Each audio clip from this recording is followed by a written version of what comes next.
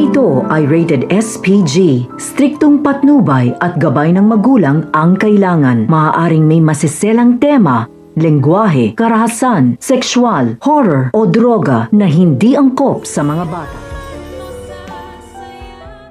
Ngayong alam na ni Don Pepe ang lahat tungkol sa pagkatao ni Zoe, ay mas lalong lumakas ang kanyang loob na tumakas at kailangan na niyang putulin ang kasamaan ni Moira. Pinuntahan nga ni Doc Carlos si Zoe dahil humingi ito ng tulong na kailangan nang gamutin ang kanyang sugat sa braso dulot ng pagbaril ni Don Pepe. Nagkasagutan sina Moira at Carlos at muling lumabas ang pagkademonyo ng lalaki nang patikimin niya ng isang malakas na sampal si Moira.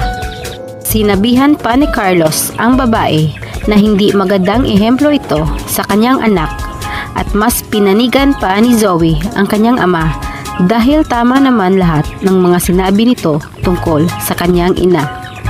At nang mapikon na si Moira, ay pinagalitan nito si Zoe kung bakit niya kinampihan si Carlos, gayong ngayon lamang ito nagpakaama sa kanya. Ang hindi alam ng mga ito ay narinig lahat ni Don Pepe ang kanilang pagtatalo, na akala nila ay walang malay.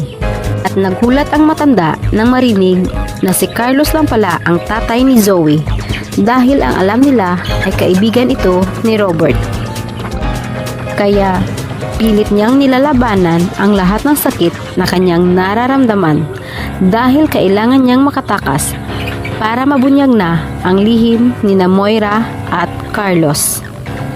At naaawa na rin ang matanda kay Lynette dahil niluloko lang pala ito ng kanyang asawa at nagsisisi ito kung bakit hindi nito sinuportahan ang desisyon noon ni Robert na pilitin sanang bawiin si Lynette sa maling tao. Inaalala rin ito si Annalyn na kung sakaling mabubunyag na ang katotohanan ay masasaktan rin ito para sa ina dahil sa pangalawang pagkakataon ay muling itong naloko. Sa kabilang banda, dahil sa pangungulila sa ama ay hiningi ni Giselle kay Lynette na kung maaari sana ay pwede niyang makasama si Annalyn para kahit papaano ay may pagkukunan ng lakas ng loob. Nagulat si Giselle nang bigla siyang tanungin ni Annalyn kung ano ang nangyari sa ama ng kanyang anak matapos na malaman na magkakaroon sana sila ng anak. Oras na kaya para ipagtapat na ni Giselle kay Annalyn ang lahat ng nangyari tungkol sa kanya at sa ama ng kanyang anak? Samantala, naguguluhan na si Lynette kung bakit napatawag si Zoe kay Carlos at tinawag na itong dad.